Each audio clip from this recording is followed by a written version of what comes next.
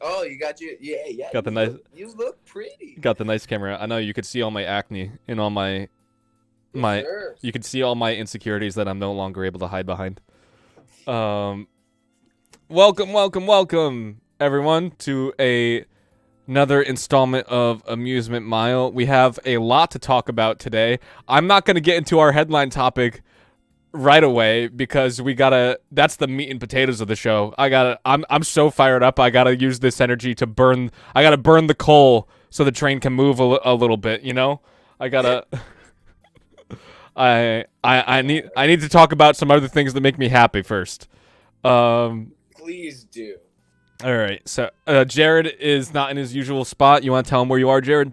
I am in Syracuse again. I believe it was one of the earlier ones I was in Syracuse as well, but I am in Syracuse. I'm in my sister and my brother-in-law's studio right now. They don't have a camera, so I'm on my phone. But speaking of, Speaking of. I am incredibly hungover, and I am ready to scream at capitalism. Oh my goodness. So much capitalism that I'm angry at. Oh yeah. I like the shirt, by the way. I meant to tell you that. Thank you. Yeah. Repping the SpongeBob memes. I like it. I like it. All right. So, first things first.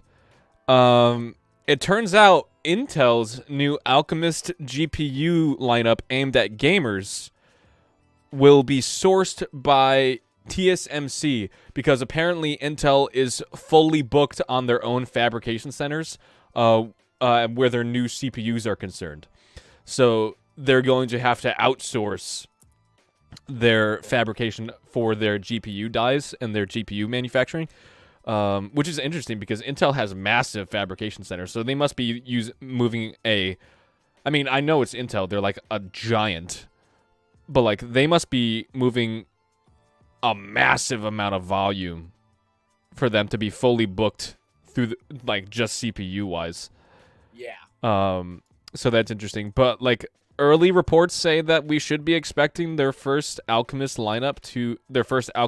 offerings to hit in Q1 2022. So sooner than we think. So that's interesting. At the latest March. Yeah. That could be rolled back to Q2 depending on how things go, though. So we will see. We'll see. TSMC has three other companies that they're currently working with to make stuff for them. So they're a little strapped. In other news, the president of El Salvador wants you to buy the dip. Ever since Bitcoin has become the de facto currency of the country, many people got made their criticism known towards the leadership in the country, saying that not a lot of them were instructed on how to use the currency or on how to exchange it properly, and they didn't really know really what crypto was, and it was kind of all like last minute that this was going to be put into place, and not a lot of them were in the know about Bitcoin and how it works. So and like immediately after the day that it was announced that it was finally official, like Bitcoin is the de facto currency of El Salvador, it drops in value from $48,000 per in USD to $46,000 in USD. Like that's a noticeable drop. And people were protesting and were very upset about that. And the president of El Salvador's advice to the criticism is they can never beat you if you buy the dips. That's his advice. And he literally said the next follow-up tweet he sent is presidential advice when he said that. So, I mean, yeah, what more can you do about that? I mean, like, isn't like the crypto bros who like say like, yeah, crypto is the future, bro. This is like what they want, right? Like they want crypto to be like the currency that is used. Yeah. Like they want to get rid of paper money. But they don't understand that this is part of the consequence that comes with it, especially for early adopters like El Salvador. In other news, we finally might have some good news where the semiconductor shortage is concerned. Oh, thank God. Reports are coming in that the chip shortage could soon turn into a chip oversupply by 2023. This is confirmed by an analyst firm at IDC. Supposedly, this is because in 2023, the new fabrication centers in the U.S. and the ones that Intel have set up will come online and actually begin producing semiconductors in mass. So it's looking like that will ease the burdens of many gamers and many crypto bros alike. And Scalpers are sweating. Scalpers are sweating. They're saying that it will likely even begin to see some come online by the end of 2022. So throughout most of 2022 still looks rough for gamers. Expect the shortage through there, but towards like Q4, like you can expect things to get a little bit better, and by midway 2023, you could expect things to be close to back to normal, I would say, which is great. Which is great news for the people in the Republic of Gamers, not associated with ASUS. In other news, Mozilla is taking big risks with making the default search engine in Firefox Microsoft Bing for approximately about 3 months. There are a couple of caveats to note. One, this is to conduct research on how search engines are used in the browser, and this is only going to affect 1% of desktop users who use Firefox. They do conduct a lot of studies and research like this to mostly see like what other optimizations they can make. So I'm not concerned about it. It's just like the process.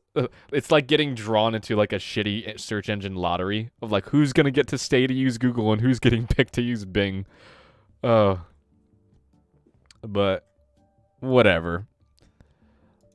In other news, Intel's Alder Lake i9-12900K reportedly, quote, destroys the Ryzen 9 5950X by 38% in the game Ashes of the Singularity. And oh, fuck. This is not telling of how overall performance would be, although it is very telling in how Intel has prioritized its optimization and its R&D in the new generational leap, considering that Ashes of the Singularity was a game that AMD has previously cited in its advantage over Intel. So Intel essentially fired back saying, hey, yeah, you remember that thing you were better than us at? Here's how much better. We're better now. Here's how much better we're at it than you. That's what they said. Jesus Which, Christ. yeah, that is wow. That would make me sweat if I were AMD. Do you want to do the next one? I feel like you would find the next one funny. I'm looking at it. You take the tech topics. Okay. I have a lot to talk about on the All right. Nintendo Direct yesterday. Alrighty. So apparently there's trouble brewing inside Facebook's headquarters. Apparently Facebook investors are suing the company for lying to the Federal Trade Commission and the Security Exchange Commission about and Cambridge Analytical studies. Apparently, this is due to... Give me a second. Oh, yeah. It's apparently due to the company's unlawful gain in market power in general, I suppose. I mean, I suppose that's valid. So that is interesting, but apparently Facebook in the past has been sued over this. They recently had a lawsuit filed in 2012 about the Cambridge Analytical scandal. But and the and the company reportedly paid $4.9 billion to protect Mark Zuckerberg personally from liability.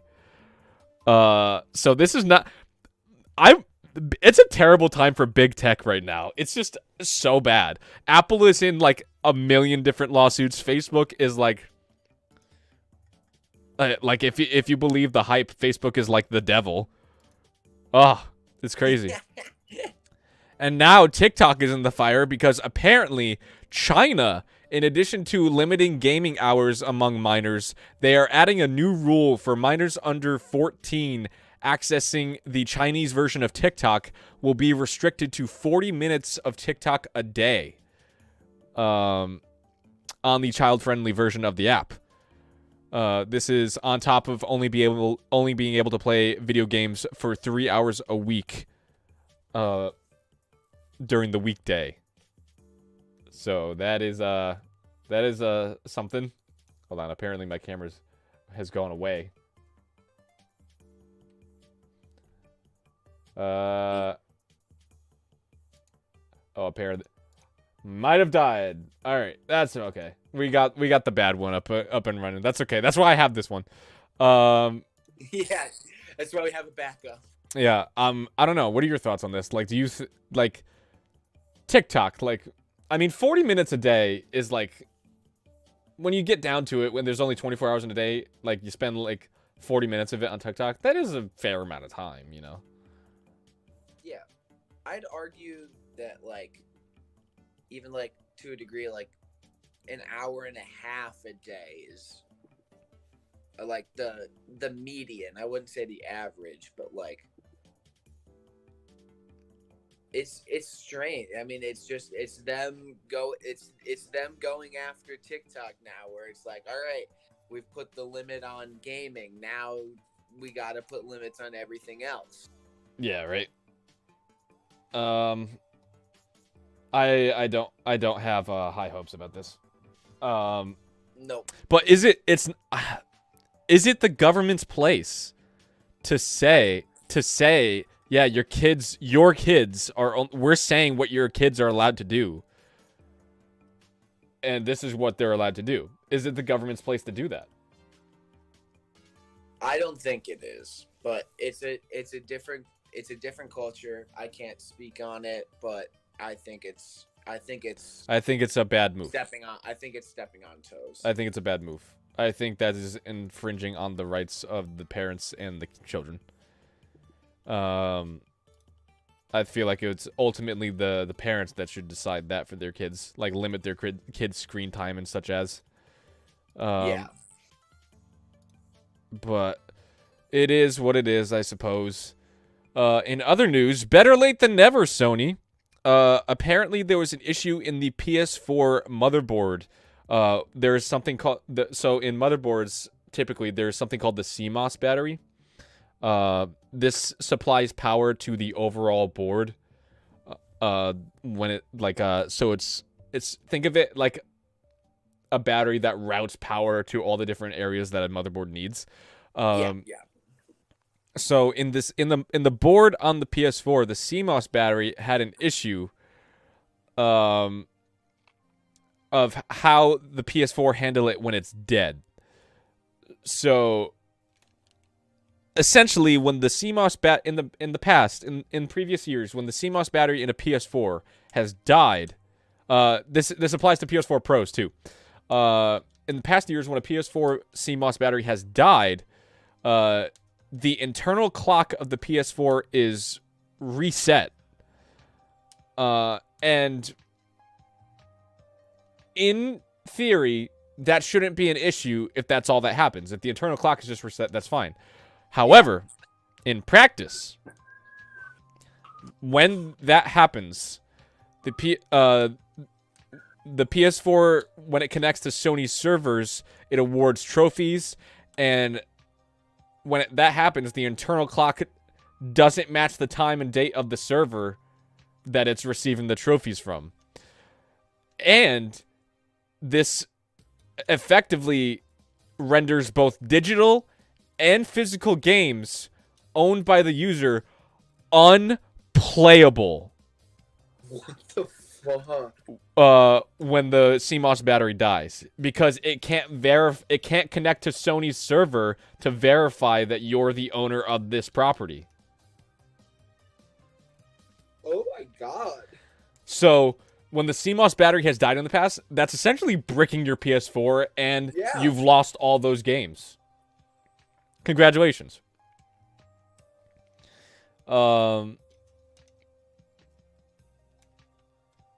And what's worse is replacing the CMOS battery restores the PS4's functionality only if it can access PlayStation Network to reset the system clock. And it won't be able to do that in all cases. But apparently Sony has issued a firmware patch for this for PS4s and PS4 Pros. Oh, that's good. That's good. So that this is fixable. So like, yeah, better late than never, I suppose, Sony. Like, it's only been what, 8 years since the PS4 has been out? Good thing this never happened to me, I guess. Same. I guess we were lucky. Yeah. That is dangerous.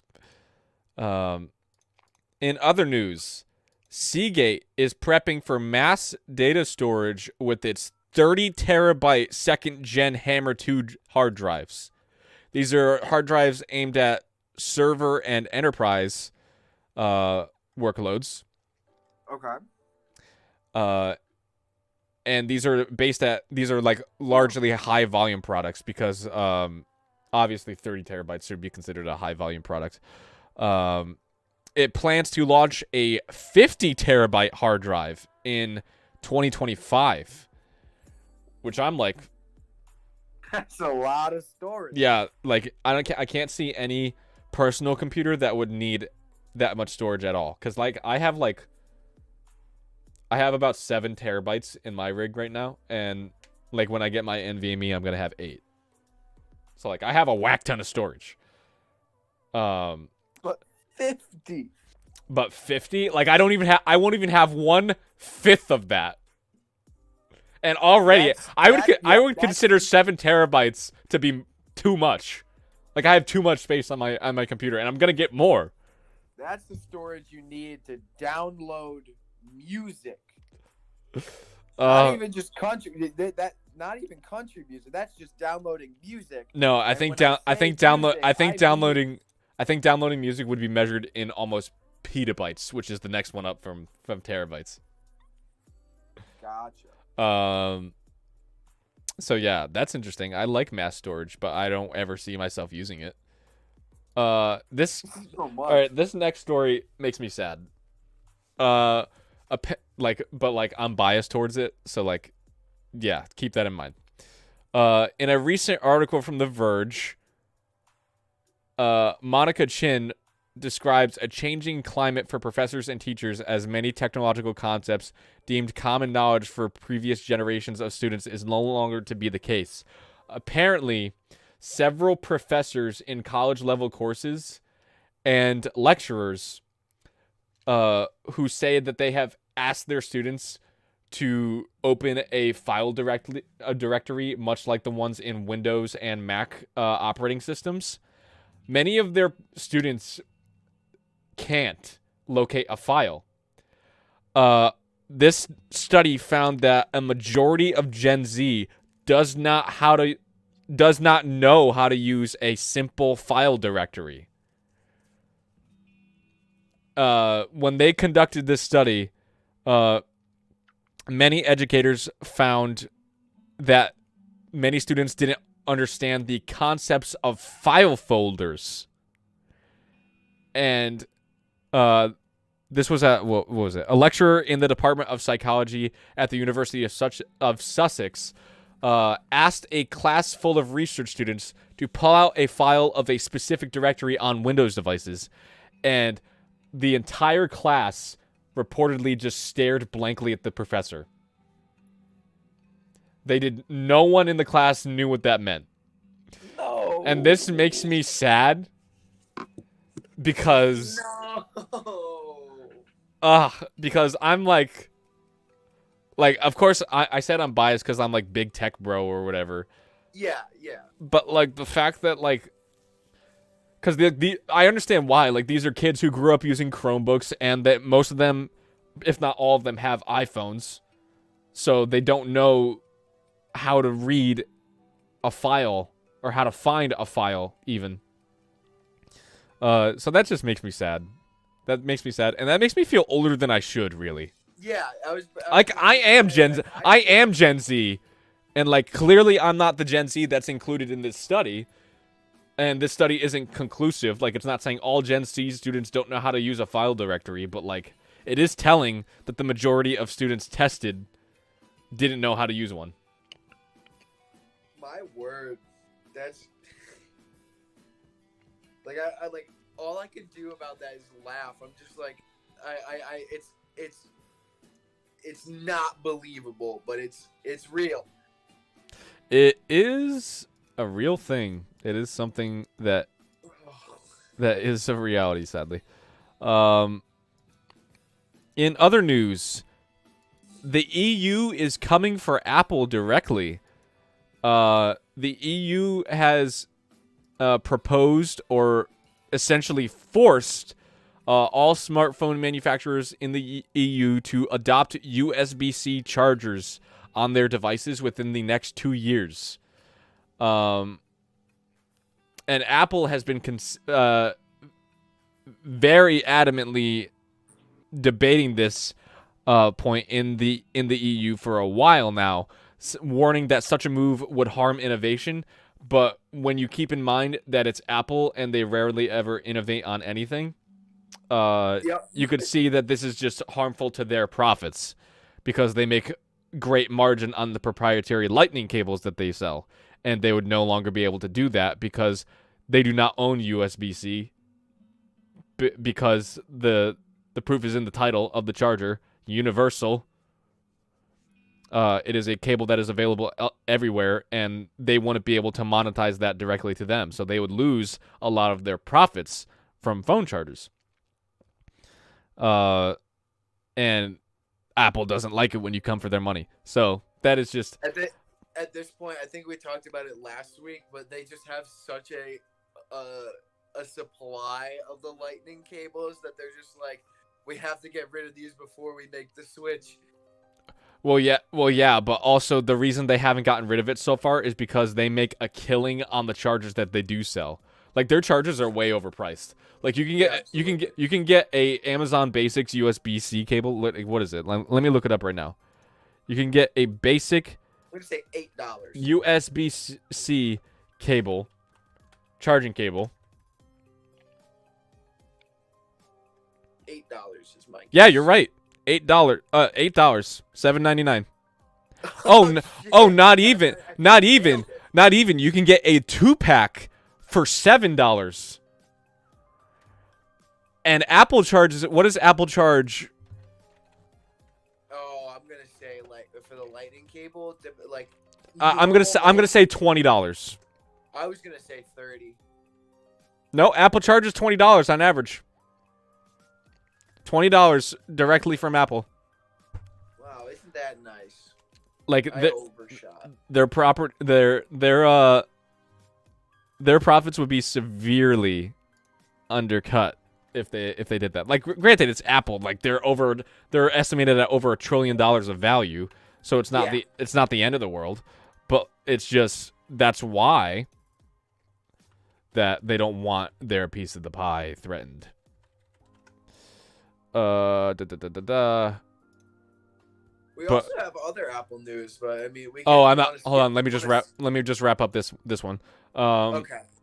Many have said that this is a good thing in that it's forcing Apple to adopt the standard and that it's better for the environment considering how easily their chargers are damaged and broken and discarded. But many also speculate 2 years is a long time to R&D a new product, and Apple has already been planning. We know Apple has already been planning to get rid of the charging port altogether and force you to adopt their MagSafe proprietary charger with their phone and potentially engineer in a way that their chargers are the only ones that work with the phone. So that's another way that they could just spin this and like, oh, but this is forcing their hand to work a little bit faster. But it's likely in the next 2 years we will no longer have iPhones with a charging port on the phone. It is likely. Get rid of every port. Most likely the iPhone 15. I see that happening at whatever the iPhone is in the next 2 years. Yeah, I can see it. I think you should do this next one because I asked you about this. All right, I will do this one. Discord starts testing YouTube integration weeks after Google shuts down its music bots. No, I remember. We haven't talked about this like in the last like day or so, but I remember talking about when the music bot in Discord had gone down. Yeah, because the Google put out a cease and desist or whatever. Yeah. And it's because of this. I just think it's interesting. I mean, that's easier for me because like you could just integrate Discord is now going to be integrated directly into YouTube, which is kind of cool. Yeah. I like it. Like I'm not upset about it. I'm not upset because essentially what the bot did was it would just search YouTube for videos or like for songs essentially. So it's essentially I guess in a way it's like skipping the middleman and the middleman being the bot, but it could be really. I think it can work. I'm glad they're working towards like fixing, like not fixing, but like replacing the music bot because that was one of the biggest parts of Discord that I use. Yeah, they're testing it right now. A screenshot has been shared of what the integration testing looks like. It's called one feature that they use is it's called Watch Together, which if you remember in the early days of the pandemic, like when quarantine first happened here in the US, you will note that Netflix, if you remember, Netflix came out with a watch party feature, like host a watch party. It is sort of like that in that you have imagine a screen, a capture is shared on Discord, but it's just a integrated YouTube video, and then you have people in chat on the left like it would be in Discord, and then the people on the right that are talking in Discord. So imagine that. So the integration it looks seamless. Yeah, I'm looking at the screenshot right now. It's like the YouTube integration it removes the need to like share your screen to watch the YouTube videos. Yeah, I think it's cool. I think it's interesting. I'm sad that GroovyBot had to go. Yeah, GroovyBot was so fun, but I mean this seems almost like an upgrade. Yeah. GroovyBot. Yeah. So I'm not too upset about it. This. And Google's happy. Google's very happy, as always. In other large Apple news, Apple has Apple has in effect banned Fortnite from iOS devices for 5 years. Blacklisting Epic Games. It has also blacklisted Epic Games as a developer because in a follow-up letter from the judge's ruling in the Apple v. Epic court case, it is stating that it is refusing to reinstate Epic's developer account, in effect blacklisting them from the iOS store, which means that Fortnite is not coming back to iOS anytime in the near future. This court case is likely to get tied up in the appeals process, and Epic is already planning a second case. Yeah, I'm sure they would. Compelling, and their goal is to compel Apple to allow links and buttons to allow to a third-party payment processor rather than paying directly through the App Store. So I'm just watching the Epic and Apple drama unfold because everyone with an Android is like, like I'm sitting here in stream on my iPhone, and I'm just like, But it only matters if you play Fortnite. which I don't. So it's kind of funny, but at the same time, all of these And even Apple's and even then, it only matters if you play Fortnite on mobile. Which how many people who play Fortnite play it on mobile? If I had to guess, it's mostly kids doing that. got to get your fix on the go. Yeah. And last bit of tech news for the day. YouTube is currently testing a feature to download videos directly to desktop. Now, it already has this in the mobile version, but it has been a while. It has not yet happened on the desktop version. So apparently, YouTube Premium members can test the feature for a limited time, and supposedly this will be rolling out as a free feature update as well. So you can download videos on desktop, probably by the end of 2021, I would assume. I mean, this is cool. Downloading on desktop is much more ideal than downloading on mobile, considering how much videos take up space on a phone. And you would have much more space on a computer to work with. So I think that's pretty cool. I don't think that's a bad idea at all. All right. Do you want to get into gaming, or should I start the big topic for the day?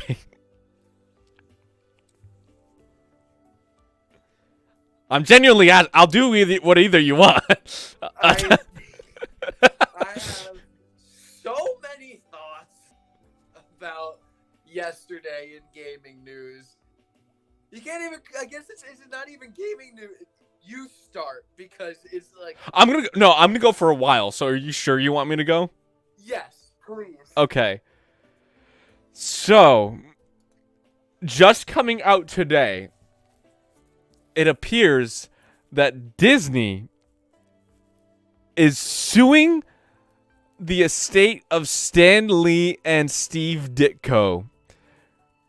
Why, you ask? This is in response to a copyright termination notice from the attorneys representing the estates of both of the authors of various Marvel characters. The copyright termination notice says that if you continue your work, you must give a portion of the profits or the proceeds that you make from said copyrighted work from the author, being Stan Lee and Steve Ditko.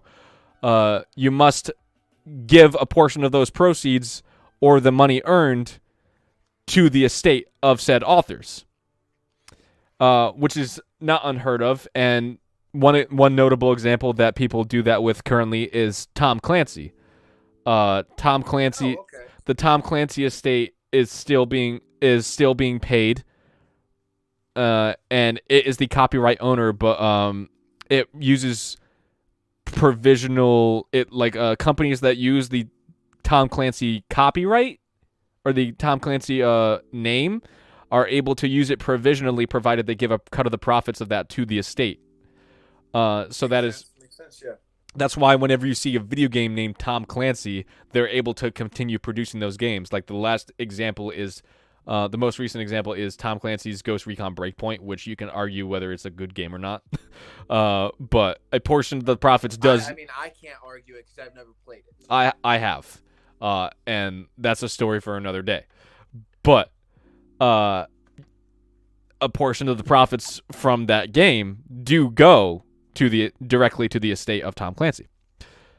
However, Disney is refusing that offer because if they outright refuse the offer, this would in effect terminate their ability to use the copyrighted materials, which would effectively Thanos snap the MCU out of existence. I couldn't think of a better analogy for that. How fitting. You good job. Good on you. Thank you. Thank you. I just thought of that. It was my idea. My idea. Hi guys, how we doing today? Hi everybody, how we doing today? Yeah, it's so if you're not caught up Uh, Stan Lee is rolling in his grave right now. And Disney is mounting a defense and planning to fight this open in court. One of the things that they're citing is the Copyright Termination Act of 1976, stating as long as you're working on behalf or at the request of the author, you can maintain the use of the copyright. Which is a defense. I'm not sure how airtight that is because Stan Lee and Steve Ditko are no longer among the living, and their next of kin aren't asking any more properties to be produced. So I don't know how you could square, oh, they're asking us to do it, when this is something that you've made clear is your roadmap and your development timeline for these various TV shows and movies that you want to produce. Like, I just have a hard time thinking that a judge would side with them. But it's very clear that Disney is very threatened by this copyright termination, and the first thing set to expire, I believe, is because it wouldn't be. I don't think it would be all at the same time. Like, you can't use anything. I think it would be like piecemeal things that would, like, they would stop being able to use. So the first thing that would be unable to be used is most likely Thor, which is most likely why Disney responded so aggressively in a timely manner. Because they are currently producing another Thor movie that is set for release, I believe, in 2023.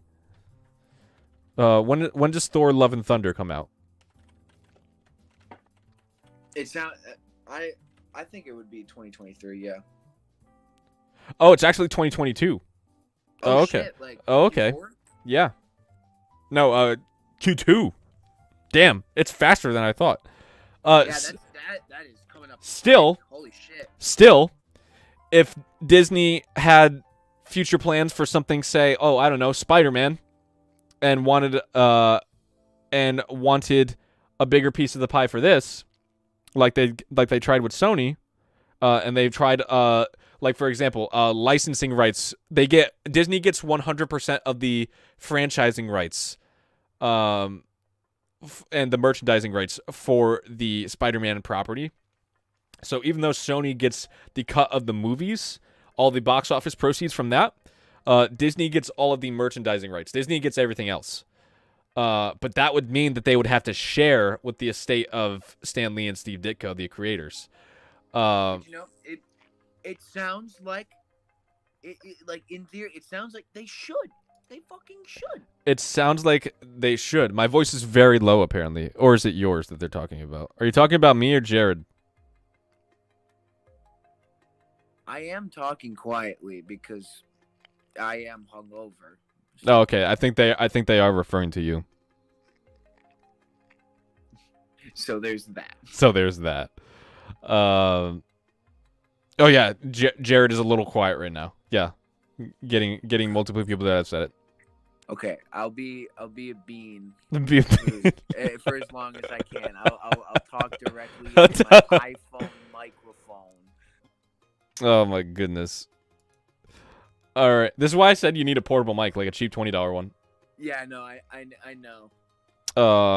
But that's for the future. But, like, I don't know. You people in chat, like, not you people, but, like, everyone in chat. You people. Everyone in chat. What are your thoughts on this? Like, are you siding with are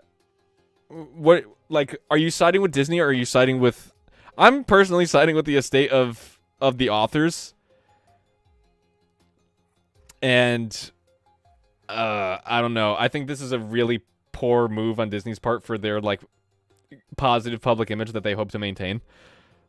Like, if it's any indication, I'm not saying there's a right side or a wrong side. However, I am saying that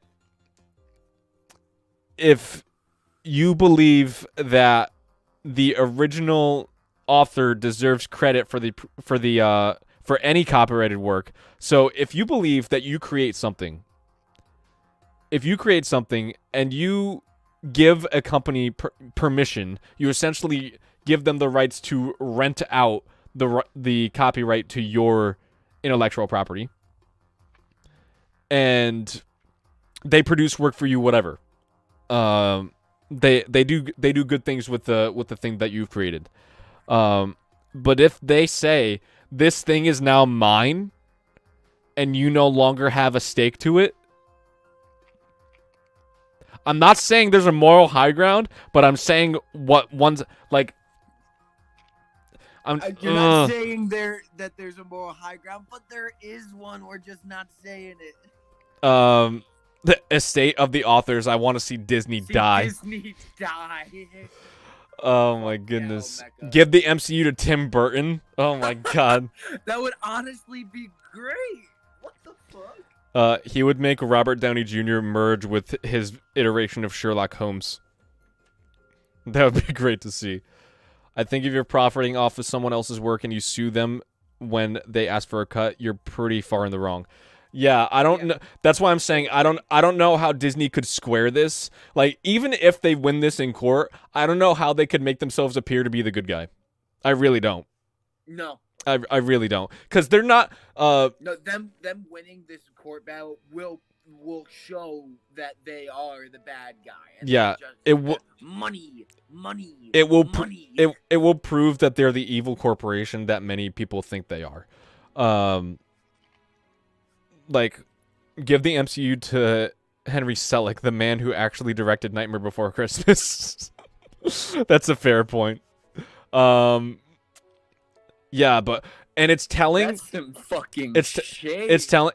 My goodness, but you know, I saw this writing on the wall 2 years ago when Sony split Spider-Man from the MCU. I saw this writing on the wall because copyrights expire, and this eventually happens. This eventually happens to every copyright owner who the original creator has died.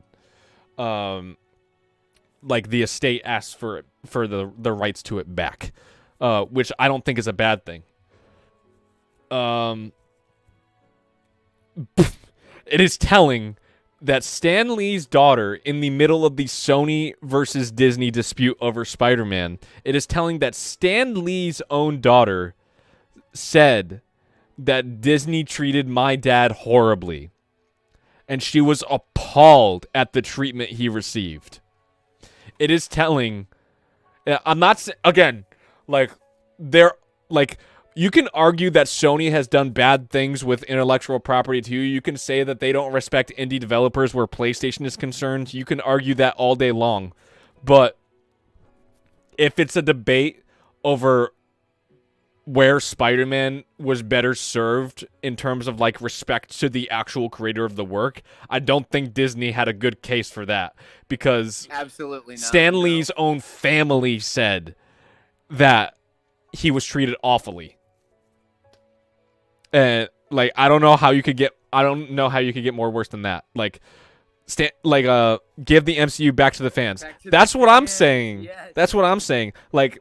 Why does Disney have to own everything? Why? Why did we all decide that? When did they actually buy the Marvel? When did Disney buy Marvel? 2015 maybe? No, it had to have been more recent than that. Disney bought Marvel Entertainment for $4 billion in August 2009. 2009? Yes. Oh my. It's been a while.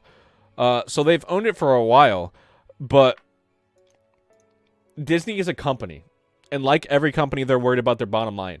Marvel is perhaps their biggest cash cow. Far From Home was, I think, Far From Home was the second most successful movie in the MCU, I believe. It made over $1 billion in the box office. This is ludicrously successful. And granted, none of that most of that money didn't go to Disney. I believe Disney's cut of the profits for the movies is for anything Spider-Man is 10%, and Sony gets the other 90%. But that's because of the way the merchandising is all split up.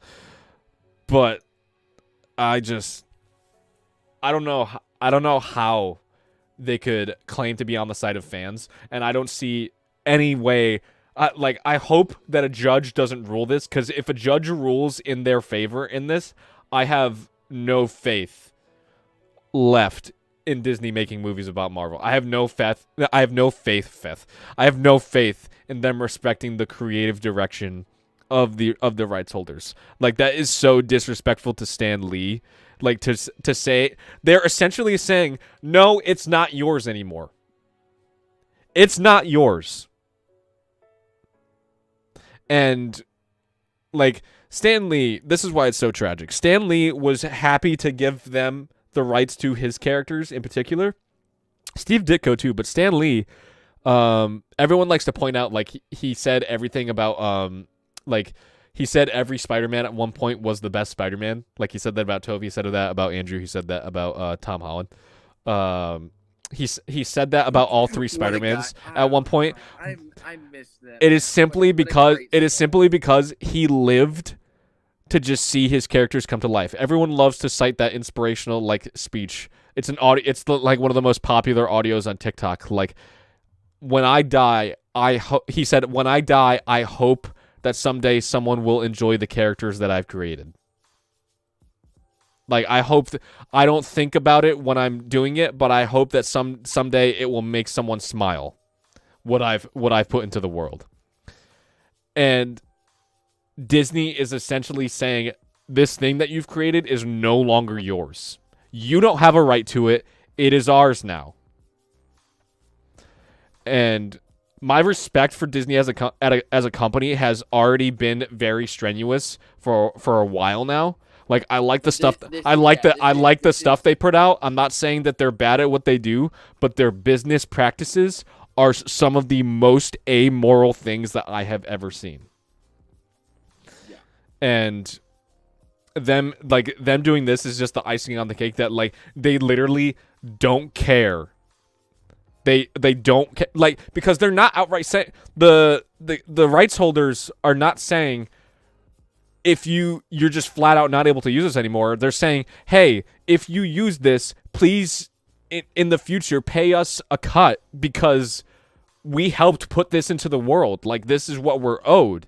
Like, without us, this wouldn't be here, and you wouldn't be making all these billions of dollars. Like, I don't see how Disney could see this. Like, I don't understand. I don't understand. And I think I've said pretty much all I'm going to say about this. Like, it is just unfortunate. It is just unfortunate. I can't think of much else. Judge Goofy judges you to be 100% in the right in the gorge. Well, Disney started suing people for mentioning the mythical Loki as if they can buy a religion. Yeah, I remember that too when that came out. Oh, Disney, come on. Yeah. Disney is trying to act like it's a religion. That is true. Yeah. Big facts. Yeah. Oh, and other people, like, I've seen people on Twitter arguing that Disney is the de facto owner of all these Marvel properties, which to that I say just no.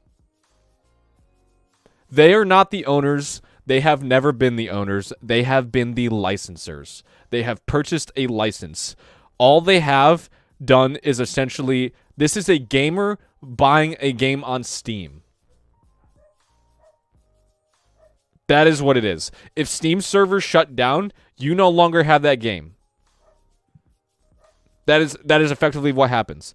And if, granted, it's not the same when the author dies because they have next of kin, but if the author says you can't use this anymore, you can't use this anymore because it's theirs.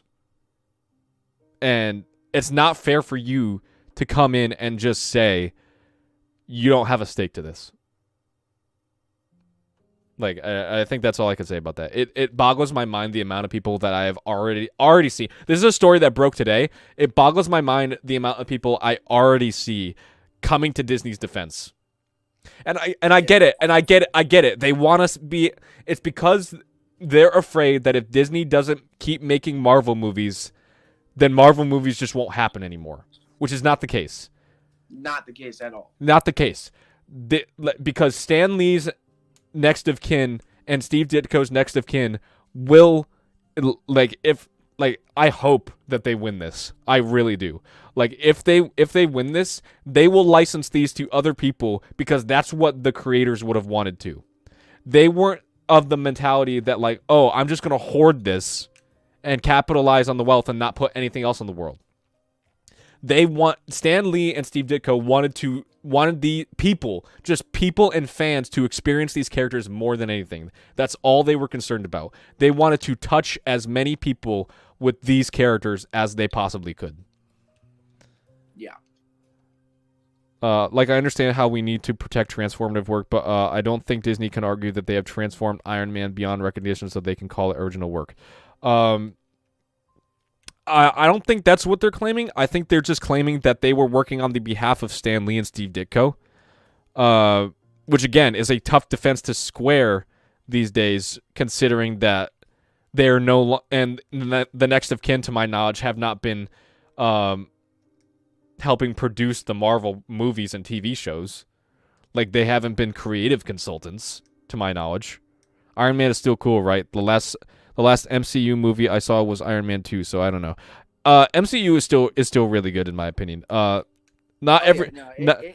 It's still going. The movies do vary in quality like any movie, but like it is like the MCU is I wouldn't call it a masterpiece, but it is one of the greatest achievements in filmmaking, I would say. It is a large connected universe, the likes of which the film industry was unaware of before it was put into existence. You could argue that the only other like connected movie universe is the M. Night Shyamalan movies, like Glass, or like those three movies. What was it? Unbreakable. What was the movie with the Split and Mr. Glass? There it is. Yeah. Oh my goodness. Like pales in comparison to the MCU. Like Stan Lee and Steve Ditko are like anime community, but on the western side of the world. Does that sound accurate? Definitely, I see it. I think that's all I have to say about that. I just my heart goes out to like Lee and Ditko's next of kin, and I hope that their lawyer fights like hell and they win this, because anytime a company, like for future reference, I will criticize any company that makes a decision like this. This is not just my personal beef with Disney. I actually love the stuff that Disney puts out. But I'm just saying that their business practices are very terrible. Like, especially decisions like this. Ones like this are very memorable. The greatest film in the film industry is A Silent Voice. I've actually never seen that. Have you seen A Silent Voice? It's on my list. I also have not seen it. I did see I Want to Eat Your Pancreas, though, and I immediately bought it on DVD because I cried for, like, the last half hour of the movie. Huh? Yeah, no context. That title is pretty gruesome, but it is not. It is not what you think. Movie. It's not anything like you think it is. I mean, I'm thinking of an organ donors type situation. It was such a minuscule part of the actual movie where it doesn't matter. It doesn't matter. But it's really sad. I do own it physically, so we should watch it someday. We should. We should. But first, you're coming over tomorrow to watch Venom. Yes, sir. Yes, sir. All right. I'm sad I won't be able to make it to Farm Aid in Hartford. Farm Aid? Oh, that's tomorrow? Yeah, Farm Aid's tomorrow. I won't be able to make it just because I thought I was leaving Syracuse tonight. Oh, okay. But I'm actually leaving tomorrow afternoon. Gotcha. So I'll just be like coming back and then heading to your place. Word. See, look, we're actually friends. We hang out in real life. We like do stuff together. We like see each other like on a nearly daily basis. Yeah, we work at the same company. Yeah, I don't think I have anything more to say about this for now. Like, I'm gonna be me personally. I'm gonna be keeping a very close watch on this court case.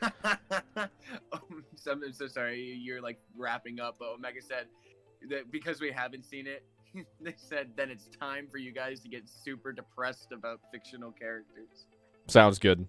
Sounds good. That's what I want to eat your pancreas did to me. I'm already super depressed about fictional characters right now because of what we're talking about. Of this fucking law battle with Disney and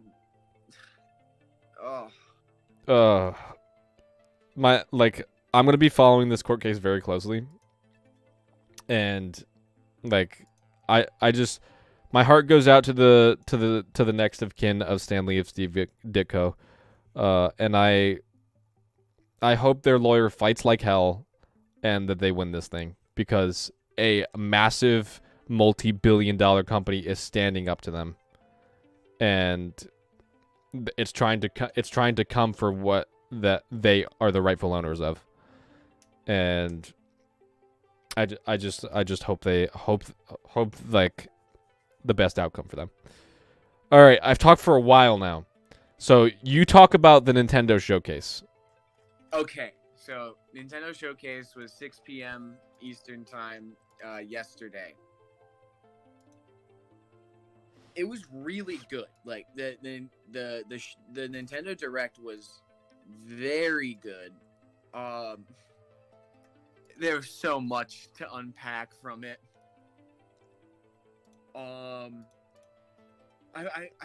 want to start with the big kahuna, but like I also like we find 4 years after it was announced at E3, we finally got a gameplay trailer for Bayonetta 3, and like the reveal, like you didn't know it was Bayonetta until she fucking flew down from the sky and like curb stomped a monster, and I was like, God, I wish that were me. But so yeah, Bayonetta 3 looks very good. It looks very unique. I'm really excited for it.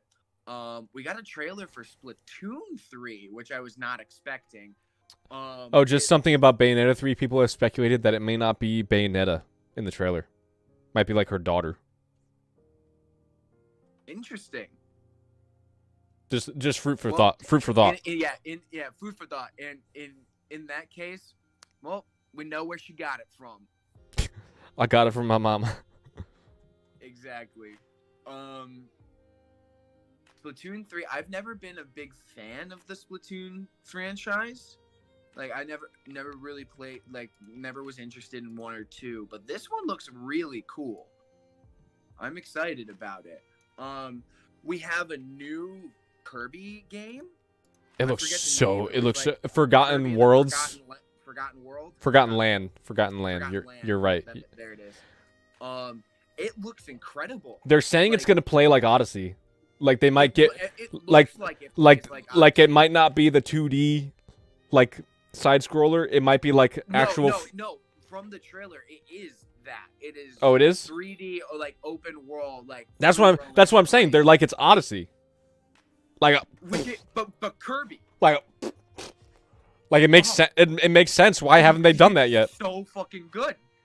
Oh, speaking of Switch games, I bought earlier today Astral Chain, which is the last Switch game. I was gonna get Kirby Star Allies, but that's like a co-op game, and I like my Kirby single player.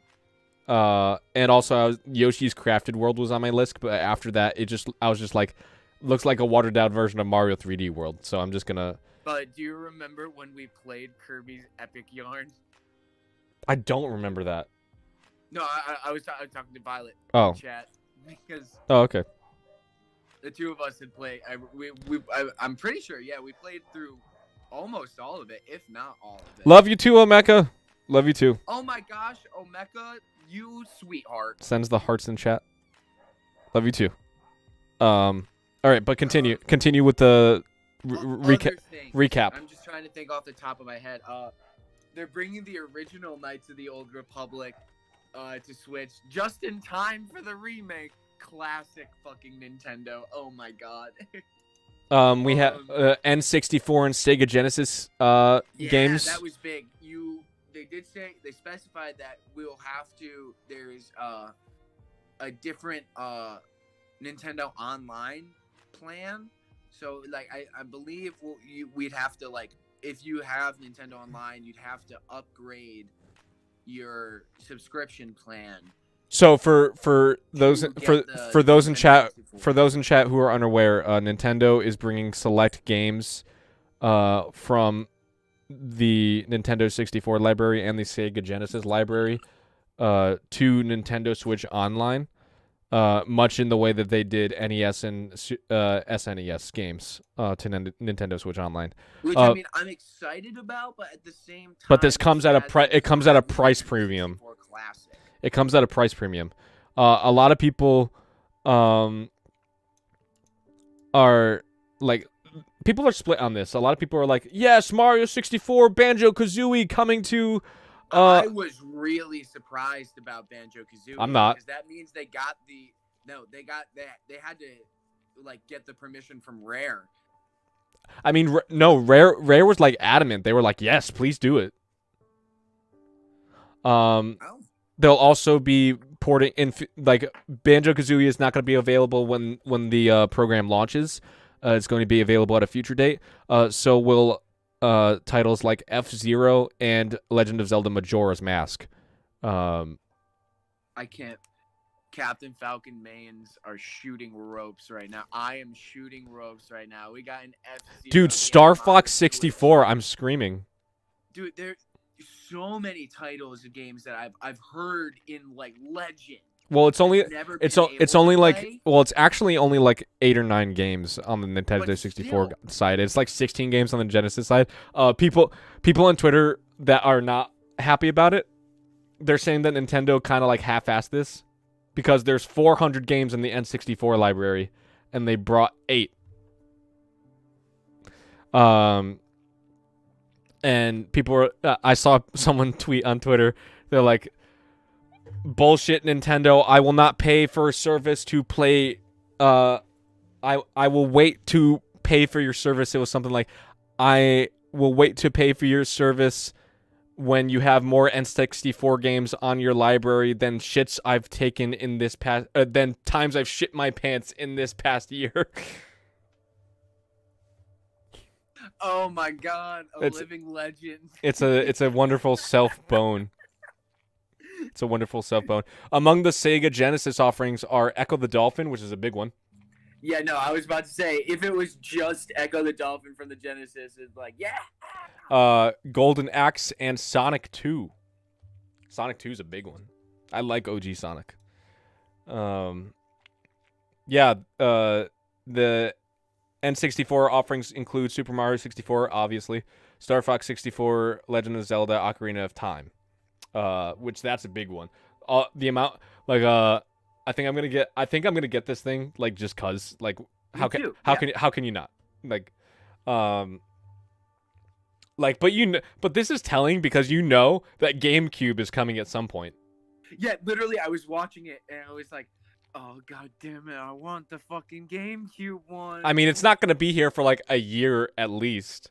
Yeah, no, it's definitely, it's a bit down the road, but it's coming. They're working their way up.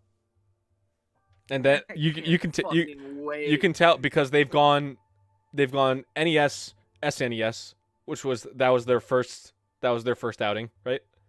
Then they've gone N64, Sega Genesis. What's next? Fucking Virtual Boy. Fucking Dreamcast. I want Mario Tennis for the Virtual Boy.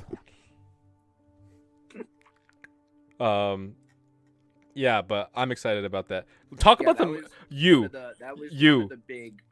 talk about the movie. I'm throwing the hat down. Oh, it's serious time. Serious. Miyamoto came into the direct and said that you were shooting ropes at this announcement. I can't express how much I screamed in the span of a minute and a half at this reveal. I literally like.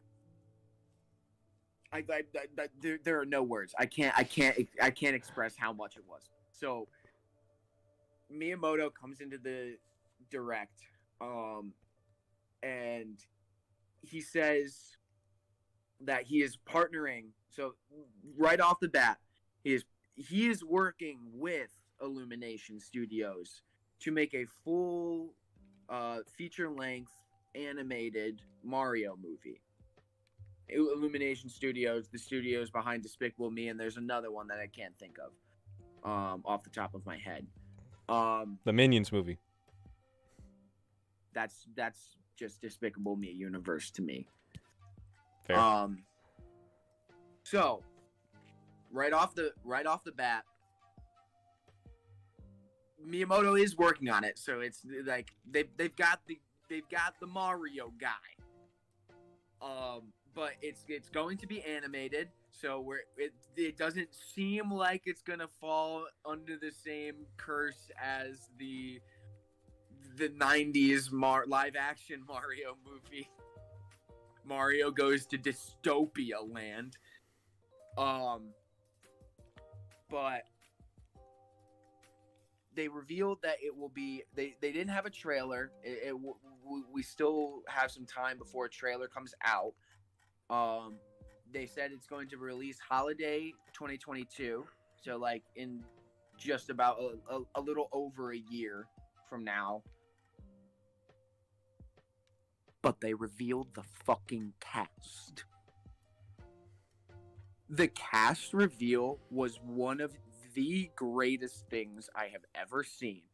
It does like the Nintendo Direct slide, and fucking right off the bat, Chris Pratt is playing Mario. And they say he's so cool in the fucking Direct. Like, I still can't believe. I'm still laughing about it. Literally, it's like, this is not real. Chris Pratt, man from Missouri, will be playing an Italian plumber. Oh my god, why can't I think of her name? Anya Taylor-Joy. What was that? Anya Taylor-Joy will be playing Peach. Anya Taylor-Joy. I don't know why I can never remember her name, but she was last thing I saw her in was she played Magic in Magic. New Mutants. MAGI. Have not seen that one. It was all right. It was all right. It was mid.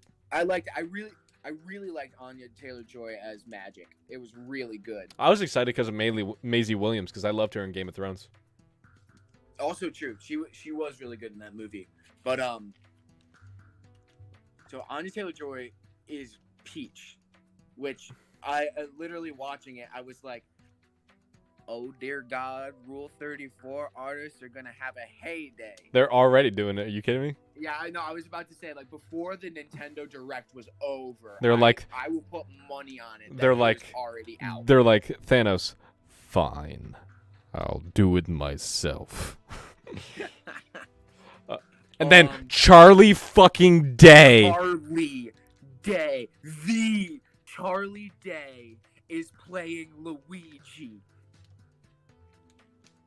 I don't think you understand how much I love Charlie Day, and when I saw his face come up, like at this point, because I was at my old house where I used to live, some of the housemates had come to the living room at this point because, I mean, they heard me scream, Chris Pratt is fucking Mario! And they're like, what the fuck? So they came in, and me and a good friend of mine, Brian, literally at this point, starting with Charlie Day, every single character reveal, we literally screamed. Oh my god, the cat. We've only gotten through 3 characters in this stream. Who's Bowser? Who's Bowser? Who's Bowser? Jack Black is Bowser. Oh my god. Oh. Oh, Keegan Michael Key is Toad. Fucking Seth Rogen is Donkey Kong. The greatest typecasting I have ever seen in cinema history. Oh, now just ready? Mental image for you guys in chat. Close your eyes. Imagine Donkey Kong. Just a picture of Donkey Kong. And now also think about Seth Rogen's laugh. that makes me happy. Oh, that makes me so happy. And it's important to note, on top of all that, Charles Martinet, who is the original voice actor of Mario, will be cameoing in various roles throughout the film. We do not know who he will be, but we got a reveal for Cranky Kong, Kamek, and I forget the other character that was voiced, but the other character is voiced by. Oh, shit. I'm bad with names. I don't know who you're talking about. It's the Italian comedian who does Sebastian. We got company. Sebastian Senaskilla, something like that. His first name's Sebastian. Sebastian. There it is. It's your boy. It's your boy Sebastian. But yeah, as legendary as this movie is, it has been getting some backlash since the announcement. I don't doubt it. I think it's mainly Chris Pratt because I really like that one still doesn't fit in my head, but the rest of the cast is fucking perfect. They're actually arguing in general they don't like it. The people I've seen because they're like just afraid. No, their argument is these big Hollywood actors coming in and taking roles from the long-established voice actors. Like, why not have Charles Martinet play Mario? Like, wouldn't that make sense? I could see where they're coming from. And yeah, I definitely. They have a point. Part of me that agrees with that. They have a point. I just fucking.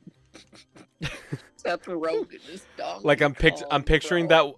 that one It's Always Sunny meme with Charlie like up against the board, but he's got Luigi's mustache and overalls on.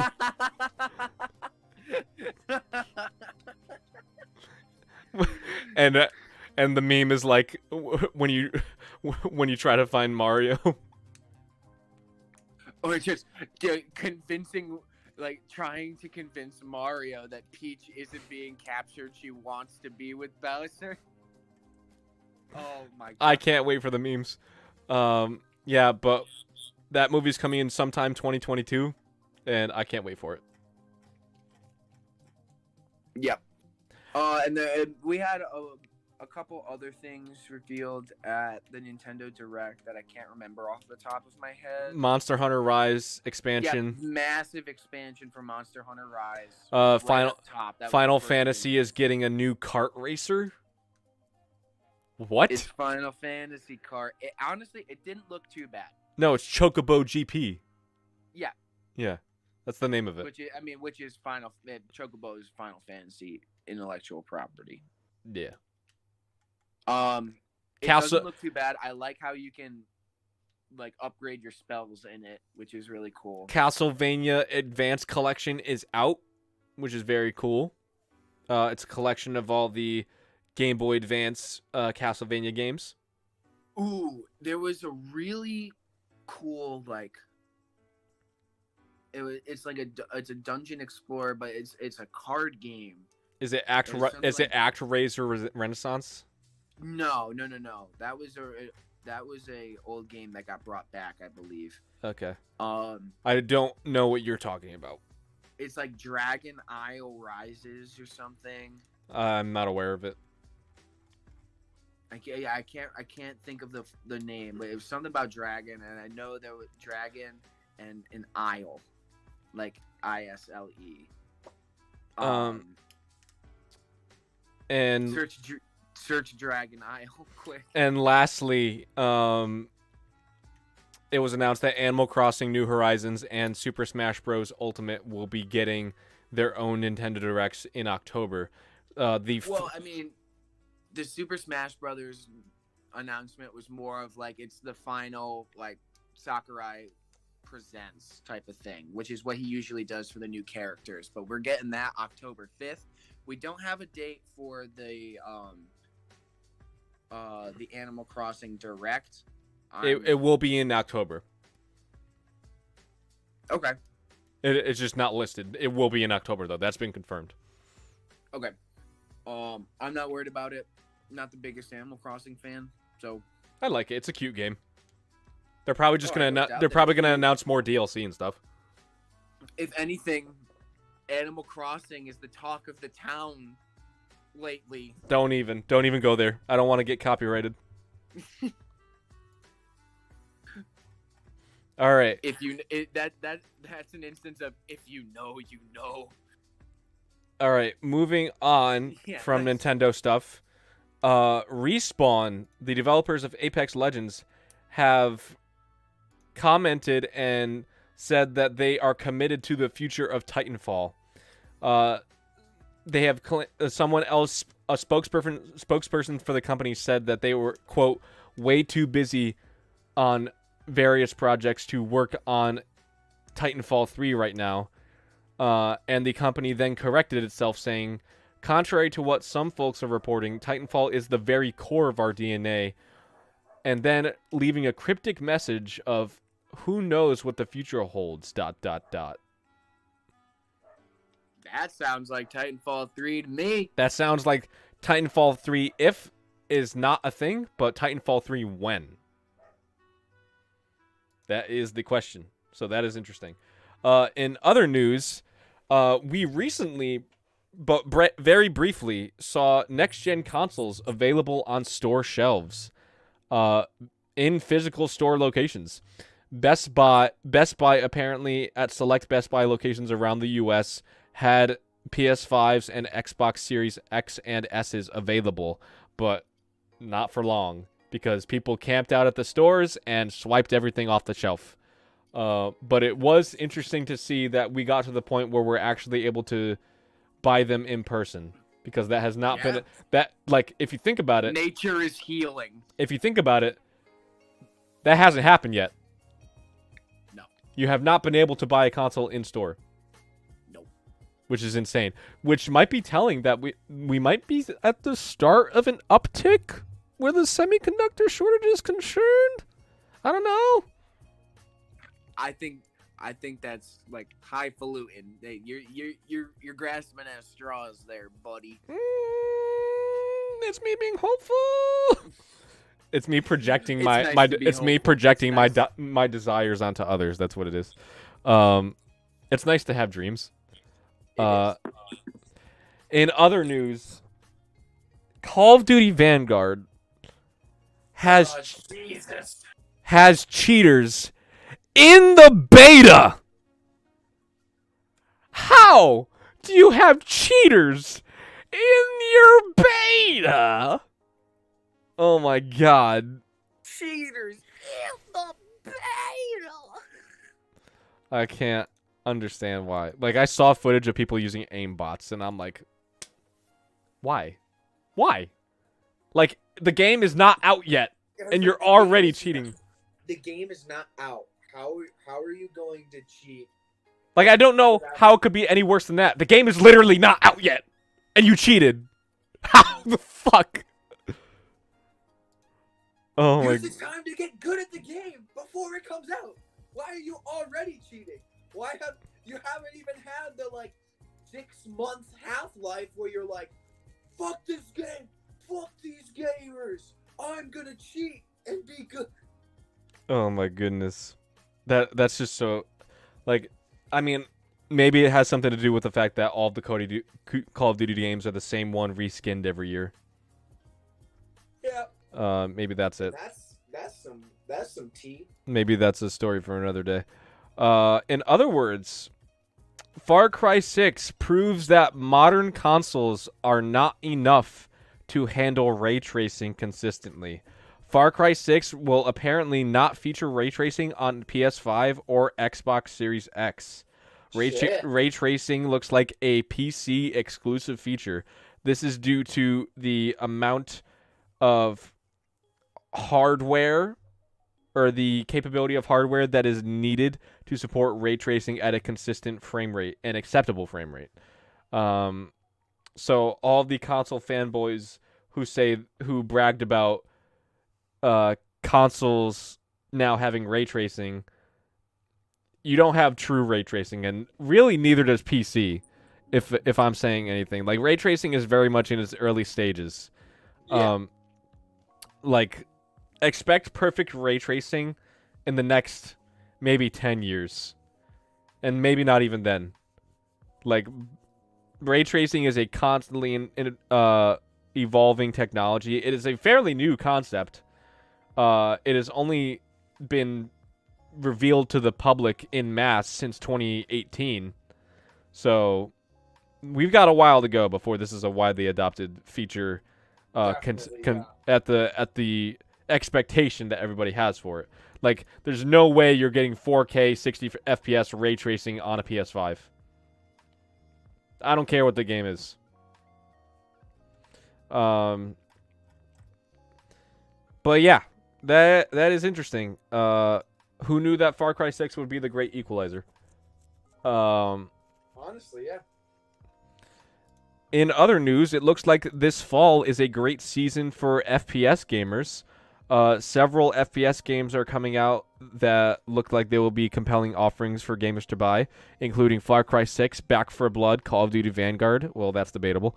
Battlefield 2042, and Halo Infinite. So it's looking like there's a good amount and a good variety of FPS offerings just in this season. Holy crap. Just in this season. That is a hefty slate. That is blockbuster releases back to back. All games we've talked about before, but like didn't really consider the fact that they're all releasing in the same like few month window. Like everyone's saying like, oh yeah, like 2021, like there's no games available. It's not over yet. Have you seen what's coming out at the end of this year? Like there's still a lot of games to come out, dude. Do you want to do the next one?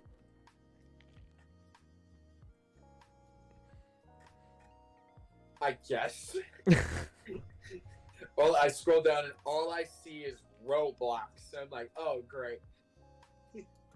So, all right. Title of the topic: Roblox rolls out ID-based age verification service.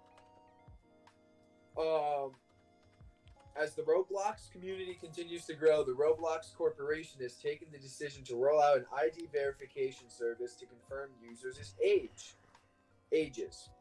Currently operating on an opt-in basis, the developer says that its new service will not only signal a level of trust between users, but also enable the platform to provide better methods for age-appropriate communication between creators. I understand why this is a thing. Sorry, someone called me, so my camera disappeared for a second. Just because of all of the, I'm going to say, shit that has been going on Roblox recently. Yeah, it is some shit. But it's super strange, and also the fact that it's opt-in, like you could just be like, no, I don't think I will. Like it's essentially the Pornhub method, right? Yeah, clicking, like agreeing that I am. Do you swear you're 18? And see me when I'm 16, I'm like, I'm a criminal.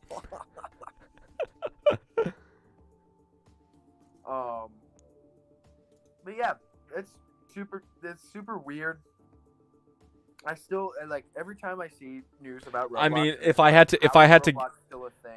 to guess, I mean, even this, even my explanation for it, my reasoning for it isn't perfect.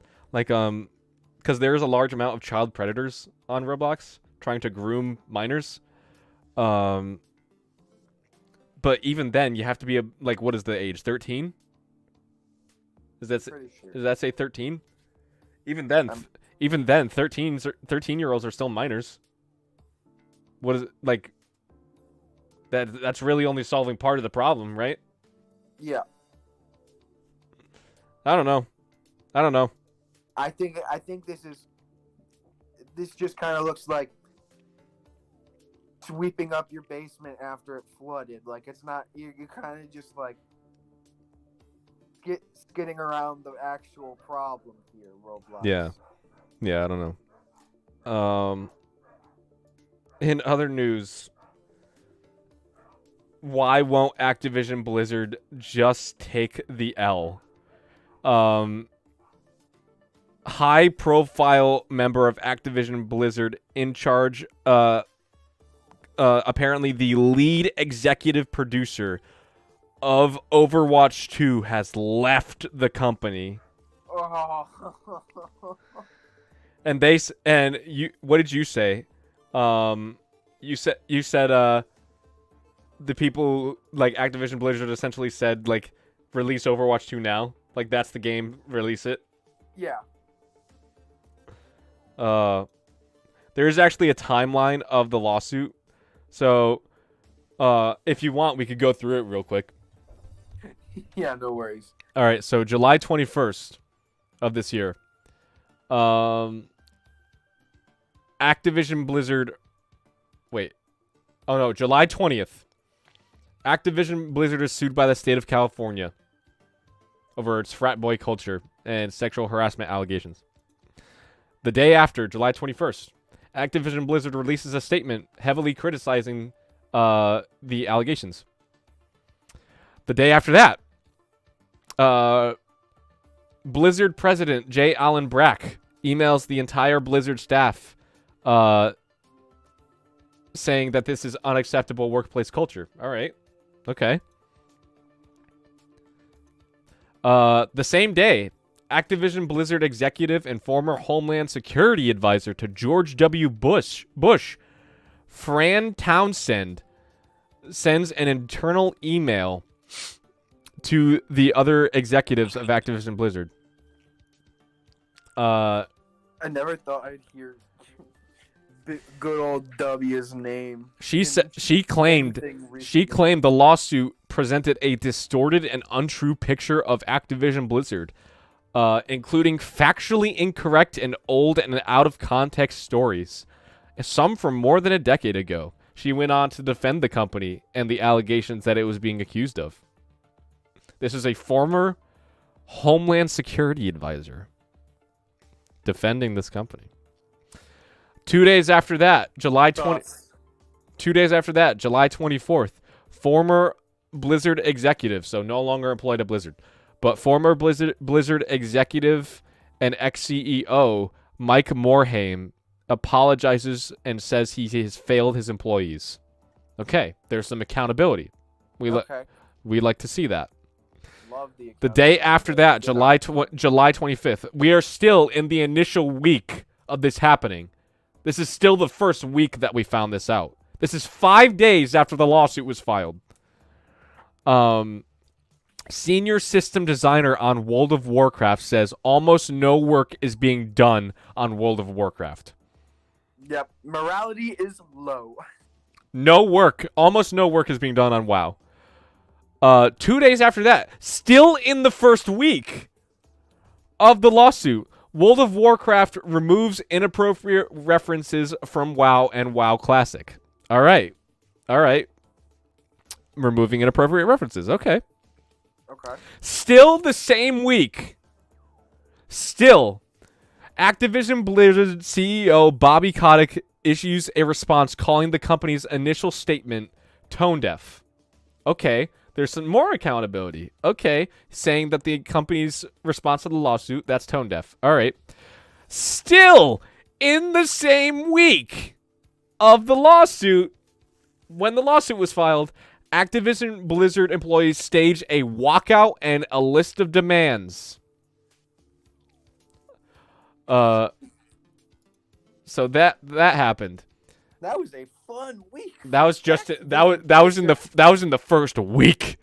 July 28th, Ubisoft employees signed letters supporting Activision Blizzard walkout, demanding better from Ubisoft. So this spiraled and spread into Ubisoft, demanding better from its leadership. July 29th, Activision Blizzard confirms that former senior creative director Alex Afrasiabi was fired in 2020. Apparently, he was fired for misconduct in his treatment of other employees, calling his involvement in a hotel room incident. They referred to Afrasiabi's hotel room as, quote, the Cosby Suite, which is not good. You don't say that because you're praising him, you know? Yeah. So the shoe just keeps dropping. We are still not even halfway into this scandal. Security researcher on July 21st reveals Blizzard recruiters were harassing a security researcher at a job fair, trying to discourage her from her investigation. All right, so that sounds like not complying. August 3rd, which is very interesting. You remember J. Allen Brack from earlier? August 3rd, J. Allen Brack, president of Blizzard, steps down. Very sus. Very sus. The same day, Activision Blizzard's employees form a coalition and reject the CEO's choice of law firm defending the company. Which, if you remember, it's the law firm that represented Nazi Germany accused of war crimes during the Holocaust. Oh, yeah, this is... Or not defending Nazi Germany, but they were defending banks that profited off of the Holocaust. Sorry. Correction, everybody. They only profited off of the Holocaust and they defended them. No hate to the law firm, but like, you know. These are the clientele. Yeah. These are the clientele. Activision, August 3rd, still the same day. Activision Blizzard holds earnings call, and lawsuit was broadly avoided at the earnings call because, wondering why it wasn't discussed. Maybe you don't want to scare your investors away. August 6th, advertisers reevaluate and pull Overwatch League relationship support. August 10th, Activision Blizzard Investment Group criticizes the company and demands more from it. That is great. I love to see them demanding more. August 11th, 3 senior Blizzard developers leave the company. Notable developers from Diablo and World of Warcraft and Overwatch left the company. August 25th, HR was accused of shredding essential documents to the investigation. That is witness tampering and obstruction of justice, is what that is. Yep. That's fun. August 27th, Overwatch is changing the name of its character McCree, named after the developer of it. Or it is named after McCree. Don't know why they're changing the name. Seems unrelated. September 14th, so this is more recently. Former Disney executive was hired to oversee HR and rebuild trust of Activision Blizzard. I don't know how good that is considering Disney's current predicament, but we'll see. September 14th, Activision Blizzard employees accuse company of union busting. That is not good. You never want to be accused of union busting, preventing your workers from organizing. September 20th, Security Exchange Commission investigates Activision Blizzard and subpoenas Bobby Kotick, CEO of the company, personally. September 21st, Equal Employment Opportunity Commission reportedly discussing settlement with Activision Blizzard. So it's looking like Activision Blizzard knows how much trouble it's in and is looking to settle. September 21st. This is this week. Blizzard's chief legal officer leaves. Uh-oh. And finally... That is not good. That is not good. And finally, September 21st, executive in charge of Overwatch 2 leaves Blizzard on September 21st. So everybody's hopping off the sinking ship. So if you're employed at Activision Blizzard and you're an executive there, this is the worst time to be alive. This is the worst day of your life. This is terrible. Yeah, it's very bad. Yeah. So. All right. Let's continue. Yes. We will keep talking about Activision Blizzard because we just want to. We're loving this. It just keeps going. Downward spiral. Oh man. You want to do the next one?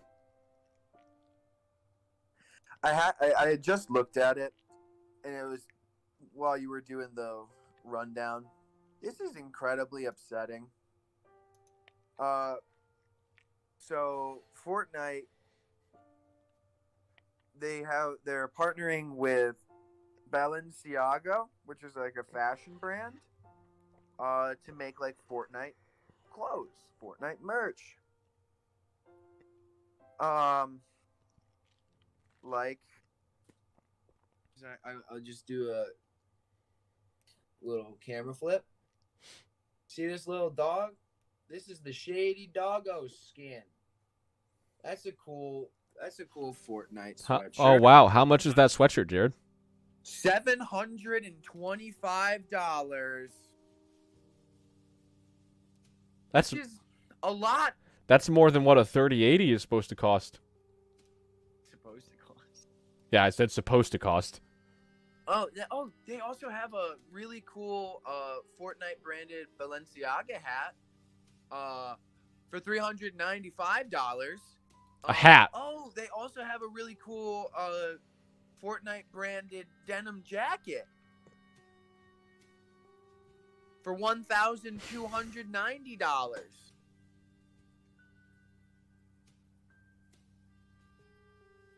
All right, next topic. Yeah, we don't need to talk more about that. It's fucking insane. Like, let's keep going. Like, why make bespoke Fortnite merch? Like, what is this, Supreme? Like, I don't get it. I don't get Supreme either. But like, I fundamentally don't understand Supreme.